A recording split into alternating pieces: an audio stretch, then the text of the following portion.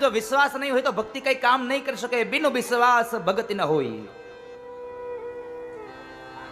રામચરિત માનસમાં ગૌસ્વામી કહે છે કે તમારામાં જો વિશ્વાસ નહીં હોય તો તમે ભક્તિ નહીં કરી શકો.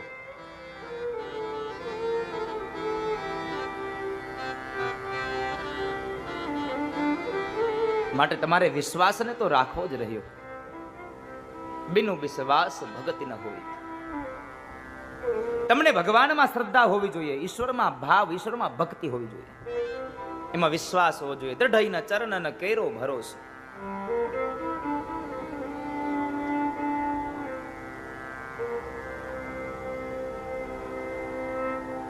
આપણને પરમાત્મામાં ભરોસો હોવો જોઈએ. અને ભરોસો રાખશો તો તમે ક્યારેય મુશ્કેલીમાં નહીં આવો. ગમે તેવી મુશ્કેલી હશે તો પણ તમને ડર નહીં લાગે, કારણ તમને એમાં ભરોસો હશે. તો એક વખતના સમયે બરાબર 7-8 વર્ષની એક બાળકી અને એનો બાપ બે ચાલ્યા જાય છે. વરસાદ ધીમે ધીમે પડે છે, વીજળીઓના ચમકારાઓ થઈ રહ્યા છે. એવાની બરાબર એક પુલ આવ્યો, એક નાળું આવ્યું, અને નાળા ઉપર એવો એક વ્યક્તિ ચાલી શકે એવો પુલ બાંધ્યો છે. માત્ર એક વ્યક્તિ ચાલ્યો જાય.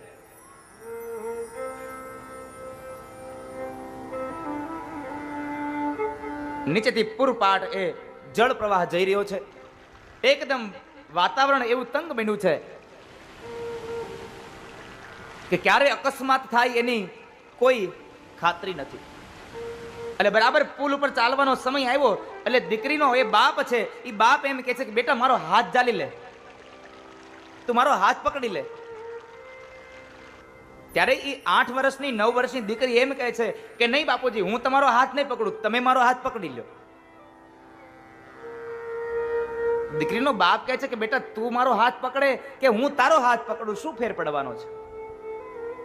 દીકરી કહે છે કે નહીં પિતાજી, બહુ ફેર પડશે, કારણ કે કદાચ આ વરસાદ વરસે છે અને આપણે આ પુલ પર જઈએ અને આ પુલ બહુ લાંબો છે, મધ્યમાં પહોંચીએ અને કદાચ ભયાનક વાતાવરણ થાય ને, મેં તમારો હાથ પકડ્યો હોય ને તો કદાચ પરિસ્થિતિ આવે તો હું તમારો હાથ છોડી દઉં, પણ મને મારા બાપ પર વિશ્વાસ છે કે એને મારો હાથ પકડ્યો હશે તો ગમે તેવી પરિસ્થિતિ હશે મારો હાથ નહીં છોડે. ભરોસો હોવો જોઈએ સાહેબ. દ્રઢઈન ચરણન કેરો ભરોસો. મને તારા શ્રી ચરણારવિંદમાં ભરોસો છે સાહેબ. એ હરી, મને તારામાં દ્રઢ વિશ્વાસ છે. હાથ હું પકડું કે તું પકડે, શું ફેર છે? બહુ ફેર છે સાહેબ. કૃષ્ણ પણ કહે છે પૂતનાને કે પૂતના, હું તારી પાસે નહોતો આવ્યો, તું મારી પાસે આવી છો, અને મારો નિયમ છે કે જે જીવ મારી પાસે આવે અને હું એક વખત એને ઉપાડું તો જિંદગીભર ક્યારેય છોડું નહીં, ક્યારેય ન મૂકું. મારાથી નતર છોડી શકાય. દ્રઢઈના ચરણન કેરો ભરોસો. મહાપુરાણના 10 લક્ષણો બતાવ્યા. એ 10 લક્ષણોને બતાવી અને મહાપુરુષો કહે છે કે ભાગવતના 3જા સ્કંદથી લઈ અને 12મા સ્કંદ સુધી એક એક પુરાણનું જે મહાપુરાણના જે લક્ષણો છે એ એક એક સ્કંદને એક એક નામ આપવામાં આવ્યું છે. સર્ગ, વિસર્ગ, સ્થાન, પોષણ, ઉતિ, મન્વંતર, ઈશાનુ કથા, નિરોધ્ય કથા, મુક્તિ કથા અને છેલ્લે આશ્રય કથા. નિરોધ્ય, મુક્તિ, આશ્રય. તો આપણને વિચાર થાય કે આ 12 સ્કંદ છે અને નામ આપ્યા 10 ને જ, તો આગળના 2 નું શું? આગળના 2 સ્કંદને નામ આપ્યા. પેલો સ્કંદ છે એ અધિકાર લીલા છે. પેલો સ્કંદ એ અધિકાર લીલા છે. અધિકારી પ્રાપ્ત થાવ, અધિકારી બનવા માટેનો પેલો સ્કંદ વાંચો. જે માણસ પેલો સ્કંદ વાંચે એ અધિકારી બને, એટલે એને બીજો સ્કંદ મળે સાધન લીલા. અધિકાર મળે એટલે સાધન મળે, સાધન મળે એટલે ત્યારબાદ એને એક પછી એક અવયવો મળતા જાય. સર્ગ મળે, વિસર્ગ મળે, સ્થાન મળે, પોષણ મળે, ઉતિ મળે, મન્વંતર મળે, ઈશાનુ કથા, નિરુદ્ધ કથા અને છેલ્લે મુક્તિ મળી જાય સાહેબ. છેલ્લે આશ્રય મળી જાય. ક્રમશઃ માણસ આગળ જતો જાય. અધિકારી બનવું પડે, સાધનને મેળવવું પડે અને ત્યારબાદ આપણે એને ઉપયોગ કરી શકીએ. અભણ માણસના હાથમાં ભાગવત આપો તો એનો શું ફાયદો? કદાચ ઘરમાં 5 ફોર વ્હીલો હોય ને તો એ 8 વર્ષના છોકરાને આપણે ફોર વ્હીલ હાંકવા ન દઈએ, કારણ કે અધિકાર નથી એનો. ને તો ગાડી આપણી જ છે, છતાં પણ એને ચલાવવા ન દઈએ, કારણ હજી અધિકાર નથી મળ્યો.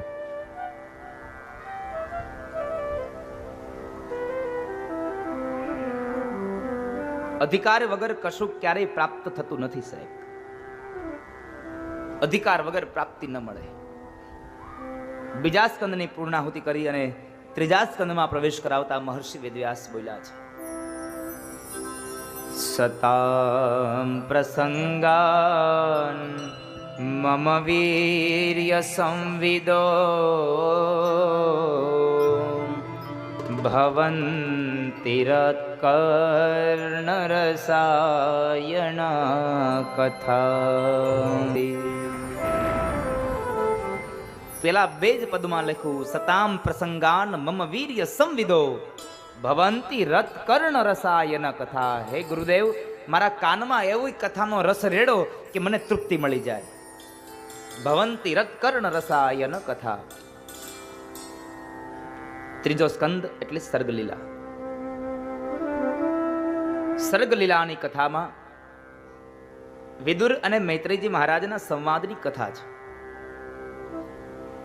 સુખદેવજી મહારાજ રાજા પરીક્ષિતને કહે છે કે હે રાજા, હસ્તિનાપુરના મહામંત્રી એવા વિદુરજી મહારાજ પોતાના સમૃદ્ધિવાન ઘરનો ત્યાગ કરી અને તીર્થયાત્રા માટે નીકળી ગયા છે.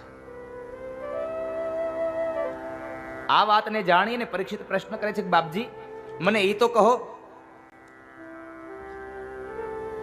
કે વિદુરજી મહારાજને એવું તે શું થયું કે જેને લઈ અને પોતાના સમૃદ્ધિવાન ઘરનો ત્યાગ કરવો પડ્યો?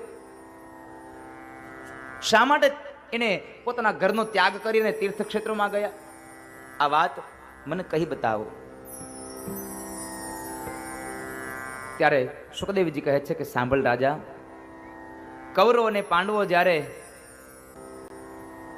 યુદ્ધની અંદર, એ કૌરવો અને પાંડવો જુગારની અંદર જ્યારે પાંડવો પક્ષમાં હાનિ થઈ, પાંડવો હાર્યા છે, એ સમયમાં બાદ 12 વર્ષનો વનવાસ અને 13મું વર્ષ ગુપ્તવાસ થયો. આ શરત નક્કી થઈ. શરત અનુસાર 12 વર્ષ પૂર્ણ થયા અને 13મું વર્ષ ગુપ્તવાસમાં જ્યારે 5 પાંડવો અલગ અલગ વેશ ધારણ કરી અને કોઈકના રાજ્યોમાં રહ્યા છે, 13મું વર્ષ પણ પરિપૂર્ણ થવાની તૈયારીઓ થઈ અને આ બાજુ હસ્તિનાપુરની અંદર દુર્યોધન સભા ભરીને બેઠા છે અને એ સભામાં મહારાજ ધૃતરાષ્ટ્ર પણ છે, અનેક રાજાઓ પણ બેઠા છે. એની સભાની અંદર બધા બેઠા છે અને વિદુરજી મહારાજે પ્રસ્તાવ રાખ્યો છે. મહારાજ ધૃતરાષ્ટ્રને કહે છે કે મહારાજ, એક વાત કહું, પાંડવોએ 12 વર્ષનો વનવાસ અને 13મું વર્ષ ગુપ્તવાસ પરિપૂર્ણ કર્યા છે. હવે કામ કરો, એને આપણા રાજ્યનો અડધો હિસ્સો આપી દો, એને એના ભાગનું રાજ્ય આપી દો. મહારાજ ધૃતરાષ્ટ્ર કઈ ન બોલ્યા, પણ ત્યાર પહેલા કલીનો અવતાર એવો દુર્યોધન કહે છે કે વિદુરજી મહારાજ, પાંડવોને એના ભાગનો હિસ્સો હું નહીં આપું. વિદુરજી મહારાજ કહે છે કે હે દુર્યોધન, તારે કદાચ પાંડવોને એનો અડધો હિસ્સો ન આપવો હોય તો 5 ગામ આપી દે, વાંધો નહીં. દુર્યોધન કહે છે કે સાંભળો વિદુરજી મહારાજ, 5 ગામ પણ નહીં આપું, એટલું જ નહીં, પણ સોયની અણી ખૂતે ને એટલી જગ્યા પણ હું 5 પાંડવોને નહીં આપું. 5 પાંડવોને જગ્યા નહીં આપું. અને વિદુરજી મહારાજ, તમે રહ્યો છો મારા પક્ષમાં, રહો છો મારા રાજ્યમાં, અનાજ ખાવ છો મારું અને પક્ષ લ્યો છો તમે પાંડવોનો. મારે તમારા જેવા મંત્રીની જરૂર નથી. વિદુરજી મહારાજ કહે છે કે દુર્યોધન, હું નથી પક્ષ તારો લેતો, નથી પક્ષ હું પાંડવોનો લેતો. જે સત્ય છે એ વાત મેં તમને કઈ બતાવી. 13મું વર્ષ ગુપ્તવાસનો પરિપૂર્ણ થયો છે, હવે આપણે એનો ભાગ આપી દેવો જોઈએ. પણ દુર્યોધન એ કલીનો અવતાર છે, ન માન્યો. આવેશમાં આવીને કહે છે, સૈનિકોને કહે છે કે સૈનિકો, આ વિદુરને ધક્કો મારીને બહાર કાઢી મૂકો, મારે આવા મંત્રીની જરૂર નથી. વિદુરજી મહારાજ કહે છે, દુર્યોધન, તારે મને ધક્કો મારી અને બહાર કાઢવાની કોઈ જરૂર નથી. હું મારી જાતે જ ચાલ્યો જઈશ. પણ તું એવું ન વિચારતો કે હું તારું અનાજ ખાઉં છું એટલે હું તારો પક્ષ લઈશ. નહીં, હું હંમેશા સત્યનો પક્ષ લઈશ. હું સત્યની બાજુ મારો નિર્ણય હશે. વિદુરજી મહારાજ રાજભવનને છોડી અને જાય છે. રાજભવનના દરવાજાની બહાર એક ઓટલા ઉપર પોતાની પાસે રહેલું તીરકામઠું અને જે ધનુષ્ય બાણ છે એ ત્યાં રાખીને નીકળ્યા છે. આનો સંકેત આપતા ગયા કે હે દુર્યોધન, હું તારા પક્ષમાંથી જાઉં છું તો એમ ન માનતો કે હું પાંડવોના પક્ષમાં ભળી જઈશ. મારે કોઈના પક્ષમાં રહેવું નથી. હું આ ચાલ્યો તીર્થયાત્રાએ. મહાભારતમાં લખ્યું છે કે જ્યારે મહાભારતના કુરુક્ષેત્રના મેદાનમાં યુદ્ધ થયું, એ યુદ્ધના સમયે વિદુરજી મહારાજ હાજર ન હતા. એને તો 36 વર્ષ સુધી યાત્રાઓ કરી છે. અહીંયા પાંડવો ગુપ્તવાસને ભોગવી રહ્યા છે. ગુપ્તવાસની અંદર તેઓ રહ્યા છે. અને સાહેબ, ગરજ હોય ને ત્યારે માણસો ગમે તે કરે. રાજા હોય ને તો ઘડીક વાર રંક થઈ જાય, કારણ ગરજ છે.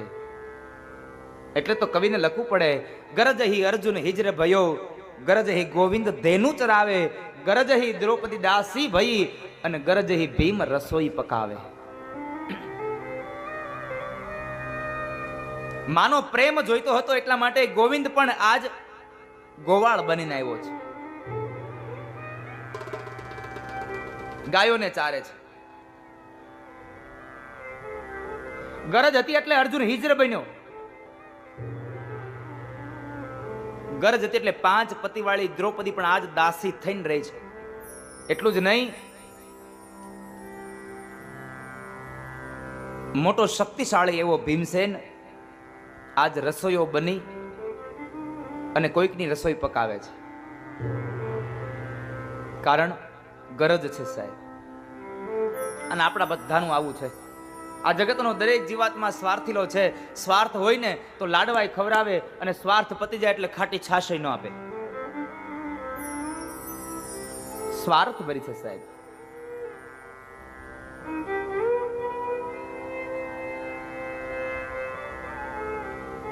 સ્વાર્થ મારો ને તમારો જ્યાં સુધી હશે ત્યાં સુધી આપણે કોઈકને દંડવત પ્રણામ કરીશું, અને સ્વાર્થ પતી જાય એટલે સામું મળશે ને તો સામું પણ નહીં જોઈએ. આ વાત બહુ નિશ્ચિત છે. વિદુરજી મહારાજ ગયા છે, ઘરે ગયા. સુલભા નારીને પોતાની વાત કરી અપમાનની. સુલભા નારીને સાથે લઈ અને ભગવાનનું યજન કરે છે. પણ એ જ સમયની અંદર બરાબર કહેવાય છે કે હસ્તિનાપુરની અંદર ભગવાન શ્રી કૃષ્ણ આવી રહ્યા છે. શા માટે? શા માટે? હસ્તિનાપુરની અંદર ભગવાન આવે છે એક સંદેશો લઈને, કે જ્યારે અમારે પાંડવોનો એક સંદેશો લઈને આવે છે. દૂત બનીને ભગવાન આવે છે. અને એ સમયે બરાબર જ્યારે દુર્યોધનને ખબર પડી કે કૃષ્ણ હવે આવી રહ્યા છે, એટલે કૃષ્ણના સ્વાગત માટે આખું હસ્તિનાપુરને ધજા પતાકાથી શણગારવામાં આવ્યું છે. કહેવાય છે કે દરેક વ્યક્તિઓને બોલાવવામાં આવ્યા છે. તમામ તૈયારીઓ થઈ ભગવાન કૃષ્ણના સ્વાગતની.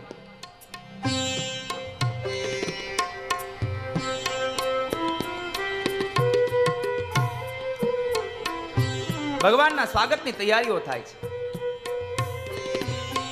સ્ત્રીઓને કહેવાય છે કે હાથની અંદર ટોપલાઓ ભરી ભરીને પુષ્પ આપ્યા છે કૃષ્ણના પધરામણી માટે.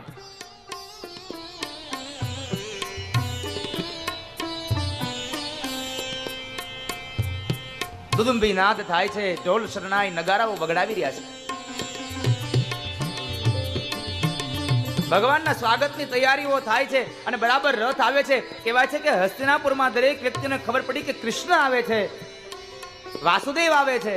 એટલા માટે હસ્તિનાપુરના દરેક વ્યક્તિઓ આવી અને બજારની બે બાજુની સાઈડમાં ગોઠવાઈ ગયા છે કૃષ્ણના દર્શન માટે, કનૈયાના દર્શન માટે. દરેક વ્યક્તિઓ ગોઠવાઈ ગયા છે. ખૂબ ભીડ ભરાણી. એ ભીડના પાછળના ભાગની અંદર વિદુર કાકા અને સુલભા નારી છે.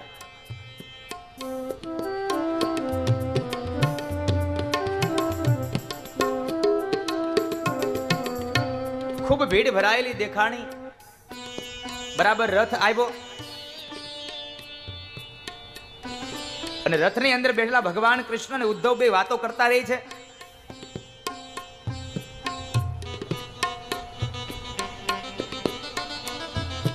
બે વાતો કરતા કરતા ભગવાન કૃષ્ણ બધાની સામે નજર લેતા જાય છે અને એવાની અંદર બરાબર પાછળના ભાગમાં ઉભેલા સુલભા અને વિદુર બે પોતાના પગ ઉપર એકદમ ઊંચા થઈ અને ભગવાનના દર્શન કરે છે. ભગવાનના દર્શન કર્યા અને એ જ સમયે ભગવાનની નજર ત્યાં પહોંચી છે. એટલી ભીડમાં ભગવાને દર્શન આપતા આપતા પોતાની નજર વિદુર કાકાને આપી. કારણ પ્રેમ હોય ત્યાં નજર પહેલા જાય સાહેબ. શાસ્ત્રની વિધિ કહે છે, મહાપુરુષો કહે છે કે જ્યાં પ્રેમ હોય, જ્યાં લાગણી હોય ત્યાં ભગવાનની નજર પહેલા જાય છે. એટલે ભગવાનની નજર સૌપ્રથમ વિદુર કાકા ઉપર ગઈ છે. વિદુર કાકા ઉપર નજર ગઈ અને એ જ સમયે વિદુર કાકા સામે હાસ્ય આપી. હાસ્યને આપી અને ભગવાન કહે છે કે વિદુર કાકા, મેં તમારું આમંત્રણ સ્વીકાર્યું છે, તમે જાઓ, હું તમારા ઘરે આવી રહ્યો છું. રથ આગળ ને આગળ ચાલ્યો. કહેવાય છે કે દુદુંબી નાદ થયા, ભગવાનનું સ્વાગત થયું, ભાવથી ભગવાનના સ્વાગત થયા. સામે દુર્યોધન ભગવાનને લેવા માટે આવે છે. ભગવાનનો રથ બરાબર દરવાજા ઉપર ઉભો રહ્યો. ભગવાન નીચે ઉતર્યા અને દુર્યોધનની સાથે ભગવાન ચાલતા જાય છે. ભગવાને આ દ્રશ્યને જોઈ અને દુર્યોધનને પ્રશ્ન કર્યો છે કે દુર્યોધન,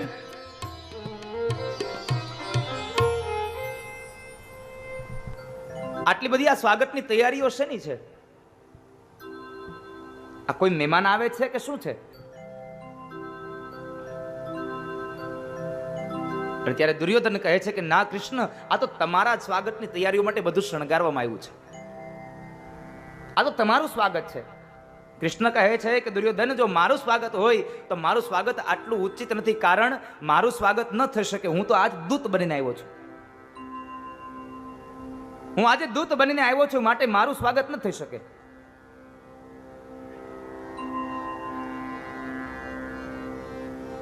આ અયોગ્ય વાત છે.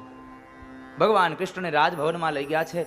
તમામ વ્યક્તિઓની સાથે બેસી અને વાતો કરે છે. અને એ સમય ભગવાન કૃષ્ણ કહે છે કે હે દુર્યોધન, હું આજ પાંડવોનો એક સંદેશો લઈને આવ્યો છું. હું પાંડવોનો એક સંદેશો લઈને આવ્યો છું. માટે સાંભળો કે 12 વર્ષનો વનવાસ અને 13મું વર્ષ ગુપ્તવાસ હવે પરિપૂર્ણ થયા. હવે તમે એને એનો રાજ્યનો હિસ્સો આપી દો. દુર્યોધન કહે છે કે નહીં કૃષ્ણ, હું પાંડવોને એનો ભાગ્યનો હિસ્સો નહીં આપું. એના ભાગનો હિસ્સો હું નહીં આપી શકું એને.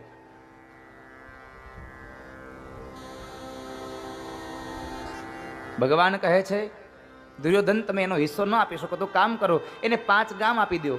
પણ આપવા તો જોશે જ. દુર્યોધન કહે છે કે નહીં કૃષ્ણ, હું 5 ગામ પણ નહીં આપું અને 100ની અણી ખૂટે એટલી જગ્યા પણ નહીં આપું. અને છતાં પણ જો પાંડવોને એના રાજનો હિસ્સો જોતો હોય તો જઈને કહેજો કે મારી સાથે યુદ્ધ કરે અને યુદ્ધમાં મને જીતી જાય, પછી ભલે હસ્તિનાપુરનું રાજ્ય લઈ જાય. ભગવાન કહે છે કે દુર્યોધન, આ યુદ્ધ એ યોગ્ય નથી. યુદ્ધને નિવારો.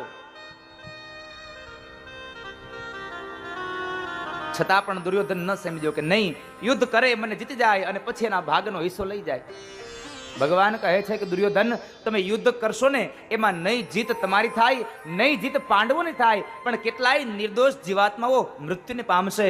કેટલી માતાઓ દીકરા વગરની બનશે, કેટલી પત્નીઓ પોતાના પતિ વગરની બનશે અને કેટલાય બાળકો પોતાના બાપ વગરના બનશે, કેટલી બહેનો પોતાના ભાઈ વગરની બની જશે. માટે તમે યુદ્ધને નિવારો. છતાં પણ દુર્યોધન ન સમજ્યો. ભગવાને બહુ સમજાવ્યો પણ એ ન સમજ્યો. મધ્યાંતરનો સમય થયો એટલે દુર્યોધન કહે છે કે ચાલો કૃષ્ણ, હવે ભોજન તૈયાર છે, હવે આપણે ભોજન કરી લઈએ. ભગવાન કહે છે કે ભાઈ, મારે તારા ઘરનું ભોજન ખાવું નથી. તું મારી વાત માન્યો નહીં અને મારે તારું ભોજન કરવું. ભગવાને સ્પષ્ટ ના પાડી. અને એ જ સમયે ઉદ્ધવજી મહારાજ ભગવાનને કહે છે, પ્રભુ તમારે ન જમવું હોય તો કાંઈ નહીં, હું જમી લઉં, મને ભૂખ લાગી છે.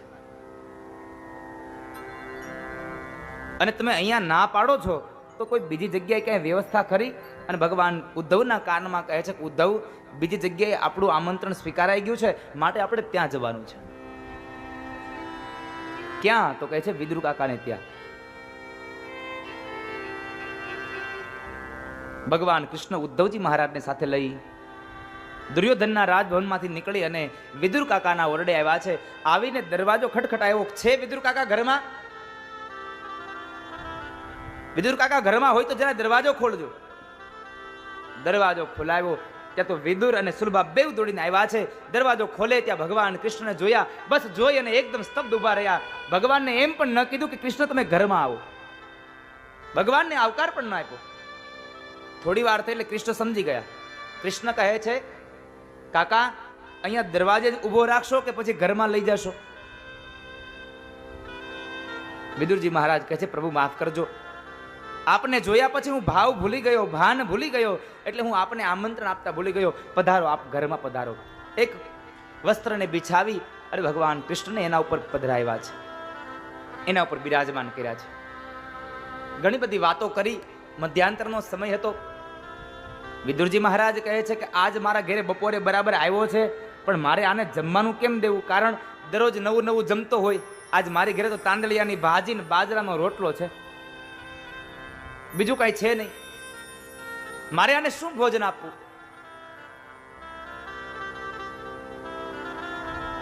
મારે આને શું ભોજન આપવું? વિદુર કાકાએ જમવાનું ન કીધું એટલે કૃષ્ણ સમજી ગયા કે આ નહીં કે લાવ હું કહું. એટલે કાકાને કહે છે, કાકા બપોરનો ટાઈમ છે અને જરાક ભૂખ લાગી છે, કઈ ઘરમાં બનાવ્યું હોય તો. હવે વિદુર કહે છે, સુલભા નારીને દેવી ઘરમાં જાઓ અને કંઈક જો ફળ પડ્યા હોય તો ફળ આહાર લઈ આવો.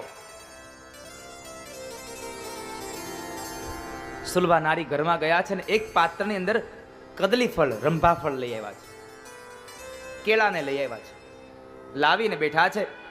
ભગવાન કૃષ્ણ અને વિદુરજી મહારાજ બે વાતો કરે છે અને અહીંયા સુલભા નારી કેળાની છાલ ઉખાડે પણ પોતાની દ્રષ્ટિ ભગવાનના મુખારવિંદ સામે, ભગવાનનું મોઢું જોયા કરે છે.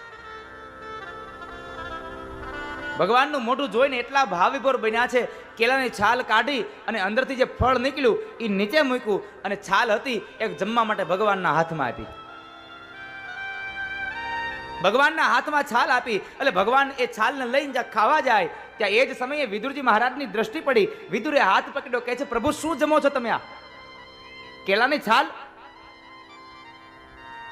ભગવાન કહે છે, કાકા મારા ભક્તો મને ભાવથી જે વસ્તુ આપે ને એનો હું સ્વીકાર કરી લઉં. કોઈ માણસ મને ફળ આપે તો પણ ભલે, કોઈ તૃણ પત્ર આપે તોય ભલે, અને કાંઈ ન આપે તો પણ ભલે, માત્ર ભાવ આપે ને તો હું ભાવનો પણ ભૂખ્યો છું.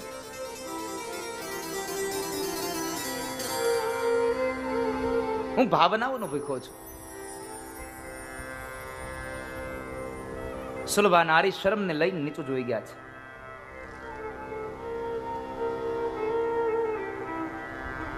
પછી તો શાસ્ત્રોક્ત વિધિ અનુસાર એમ ભાગવત કહે છે કે ભગવાન શ્રી કૃષ્ણએ વિદુર કાકાના ઘેર તાંદળિયાની ભાજી અને બાજરાનો રોટલો ખાધો છે. સાહેબ ચાલો ને વિદુર ઘેર જાઈ ઉદ્ધવજી, ચાલો વિદુર ઘેરે જાઈ, ચાલો ને વિદુર ઘેર જાઈ ઉદ્ધવજી જાઈ. વિદુરજીના ઘેર ભગવાને તાંદળિયાની ભાજી અને બાજરાના રોટલા જમીન ભગવાને વિદાય લીધી છે. ભગવાન ગયા ને એ પાછળથી વિદુરજી મહારાજ તીર્થયાત્રા માટે નીકળ્યા છે. અનેક વર્ષોની તીર્થયાત્રા થઈ.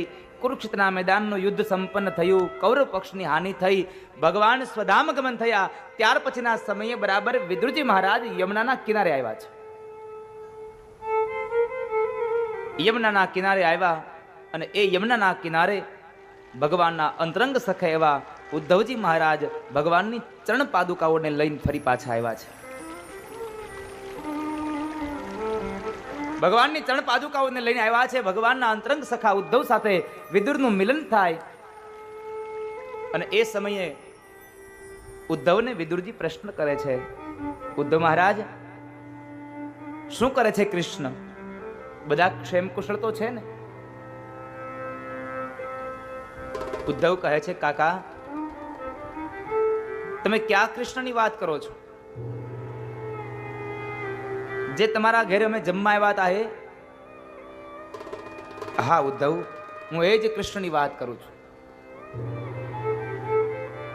તો સાંભળો કાકા, જે તમારા ઘેર મને લઈ અને જમવા આવ્યા હતા ને એ કૃષ્ણ હવે આ ધરતી પર નથી રહ્યા. એ કૃષ્ણ સ્વધામ ગમન થયા છે.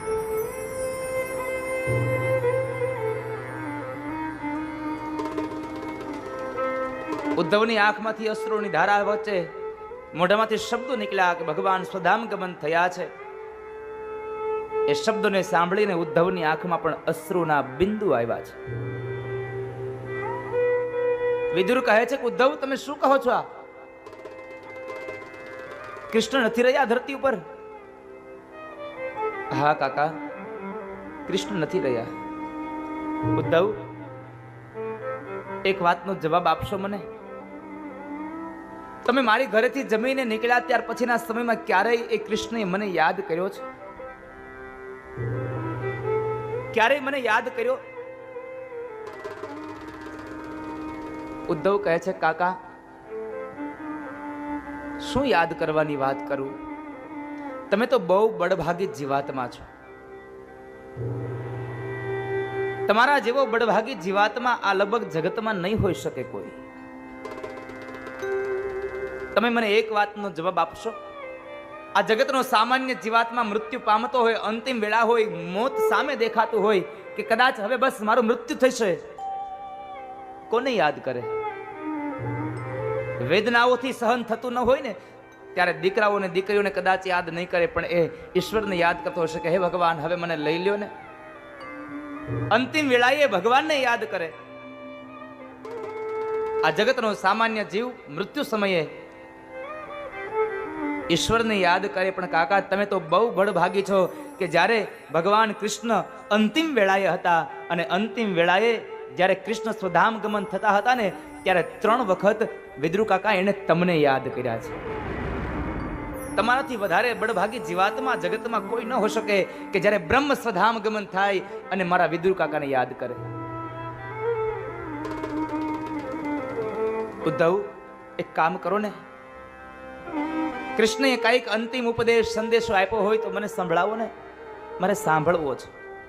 ઉદ્ધવ કહે છે કાકા તમારે જો સંદેશોને સાંભળવો હોય તો ગંગાના કિનારે જાઓ, મૈત્રેય મહારાજના આશ્રમની અંદર જઈ અને તમે જાજો. ત્યાં આગળ તમને આ કૃષ્ણનો સંદેશો સાંભળવા મળશે. એક રાત્રિ ભાઈ ભગવાનના અંતરંગ સખાઓ યમુનાના કિનારે સાથે રહ્યા અને ત્યાંથી સવારનો સૂર્ય ઉદય થયો અને એ સૂર્ય ઉદયના સમયે વિદુરજી મહારાજ યમુનાના કિનારેથી નીકળી અને સીધા ગંગાના કિનારે આવ્યા છે. સીધા જ ગંગાના કિનારે મૈત્રેય મુનિના આશ્રમમાં આવ્યા અને મૈત્રેય મુનિ પાસે આવી અને કહે છે કે બાપજી મારામાં યોગ્યતા હોય, મારી પાત્રતા હોય તો કૃષ્ણનો સંદેશો મને આપો, કૃષ્ણનો સંદેશો મને સંભળાવો. એ સમયે મૈત્રેય મહારાજ વિદુરજી મહારાજને ભગવાન કૃષ્ણનો સંદેશો આપે અને શ્રીમદ ભાગવતની કથા કહે છે. કથાના પ્રારંભમાં બતાવ્યું કે હે વિદુર, આ જગતમાં દરેક વ્યક્તિઓને કર્મ અનુસાર ફળ મળે છે. જેવું જેનું કર્મ એવું જ એનું ફળ. માટે સત્કર્મ કરજો તો સારા ફળને ભોગવશો. સર્ગ લીલાની અંદર સુખદેવજી મહારાજ રાજા પરીક્ષિતને મૈત્રેય મહારાજ વિદુરજીને આ જગતની ઉત્પત્તિની કથા બતાવે છે. જગતની ઉત્પત્તિની કથામાં બતાવ્યું કે જ્યારે ભગવાન આદિનારાયણ પોતાની શ્રેષ્ઠ નારાયણની સૈયા કરી અને ક્ષીર સમુદ્રમાં સૂતા છે, આંખો ખુલી, ચારેય બાજુ માત્ર અગાધ જળ દેખાયું અને ભગવાન વિષ્ણુને વિચાર આવ્યો કે હું એકલો શું કરું, લાવને એકમાંથી અનેક થાવ, એકોહમ બહુશ્યામી, મારે એકમાંથી અનેક થવું છે. અને ભગવાને પોતાની નાભીમાંથી એક કમળ ઉત્પન્ન કર્યું અને એ કમળની ઉપર 4 મુખવાળા બ્રહ્માજીની ઉત્પત્તિ કરી. અને બ્રહ્માજીની ઉત્પત્તિ કર્યા બાદ ભગવાન બ્રહ્માને કહે છે કે જાઓ બ્રહ્મા, તમે જળચર અને ભૂચરોની રચના કરો, જીવાત્માનું સર્જન કરો. સૌપ્રથમ બ્રહ્માજીએ જળચરોની રચના કરી અને ભૂચરની રચનાની વાત આવી તો કહેવાય છે કે ધરતી હતી એ જળમાં લીન હતી. જળમાં લીન હતી એટલે ભગવાન પાસે આવી અને બ્રહ્મા કહે છે કે હે નારાયણ, તમે આ ધરતીને મારે તમે બહાર લાવી આપો તો હું ભૂચરોની રચના કરું, મનુષ્ય જીવાત્માઓની રચના કરું, સજીવ સૃષ્ટિની રચના કરું. માટે આપ આ પૃથ્વીને મને બહાર લાવી આપો. શાસ્ત્ર કહે છે, મહાપુરુષો કહે છે, ભગવાન બ્રહ્માજીની વાતને સાંભળી અને એ જ સમયે ભગવાન નારાયણ વરાહ અવતાર રૂપ ધારણ કરી અને પાતાળમાં ગયા. બોલીએ વરાહ નારાયણ ભગવાન કી જય.